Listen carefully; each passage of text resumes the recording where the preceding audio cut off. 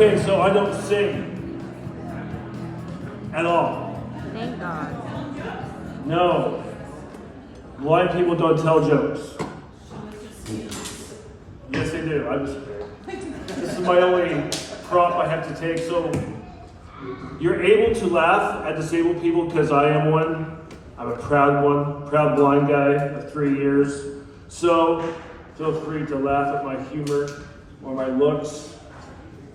I had to wear a mask for 47 years. This finally came off. Oh, okay. So, just kidding.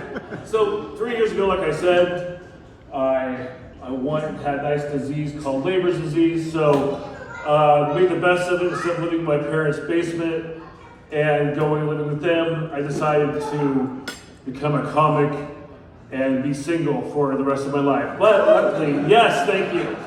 Very exciting. Do you know how hard it is to meet women when you're partially blind? It's like, I have no idea what any of you look like right now. All I see is blurs. And so when I would walk into the gym, I could see hands and feet and all that stuff, but it's really hard to walk up to someone, give them the head nod and go, "Are you a woman or a man? And do you know me or not know me?" And then the best part is when they find out you're blind and you're working out, they go, "You lift a lot of weights for a blind guy." What, do we have a weight limit? Do we not have the ability to lift a certain pounds of weights? Come on. Seriously. So I would ask people, if you think I'm cute, wave. But nobody ever waved to me. Well, one guy did, but I think he just wanted to use the weights next to me. So which is fine. So I got really frustrated. I was just like, can I just meet a woman? So of course, where do you go? You go to a bar, right? I already have beer goggles, might as well try a bar. So I'm sitting at McMiniman's down the street, and it's a long bar, as some of you have already been there. And I'm waiting for like everyone else that's 47 and single, my vanilla ice cream and chocolate syrup and peanut butter, because that's how you attract a woman. Right there. So I see this woman down the bar, and I'm listening to people say you should really get a seeing eye dog when you're first blind.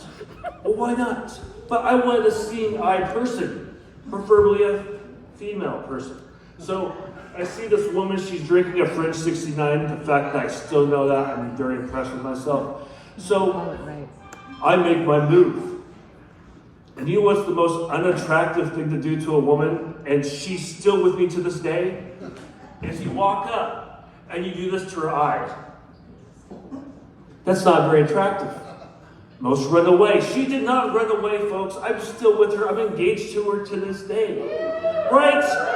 Blind people can prosper in this world with a seeing eye woman. And guess what? She has a beautiful mom and her, well, we'll call him Richard. And believe me.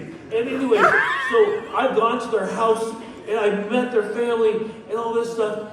There was one thing about my future mother-in-law I was not prepared for. She has lifelike dolls throughout the whole house. And she does it for a good cause. But the sight that I do have, all I see is the back of a bald head with no eyeballs. It's a little scary. Especially when they invite you for dinner and there's a little toddler area with let's just say there's a baby at the table that has no hair, no eyeballs, no legs. Yes, scary. I know. But I digress. So, I'm at the mall with my future wife.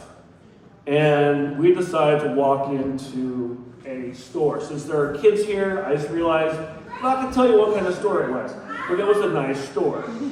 Anyways, so we walk in and we're having a great conversation, and all of a sudden I realize I've been talking for like 20 minutes going, she is really listening to what I'm saying. She's agreeing with me what I'm saying. I feel important.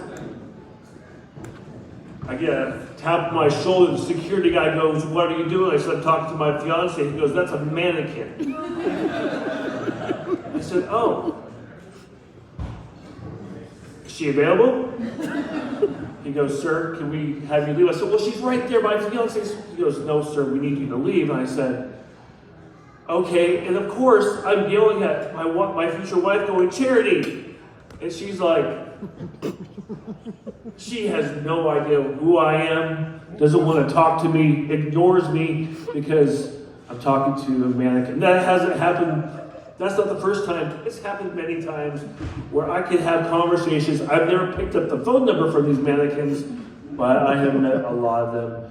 And unfortunately, that's why she's always 5 feet behind me. And it's not good. So hopefully at our wedding, she'll be by my side. I hope. We'll see. So as long as there's no mannequins that are invited to the wedding, I think we'll be fine. So the one thing though is that about being blind, there's good things and bad things. People think that first class passengers are like the creme de la creme when it gets into airports. I get first every time.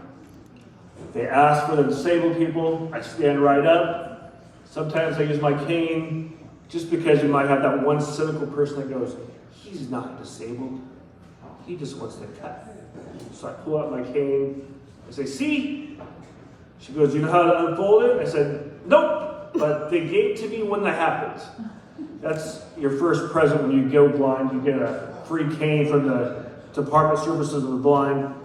Unfortunately, every year, they don't give you a pin, they don't give you a participation ribbon, they give you, at least give you a ribbon.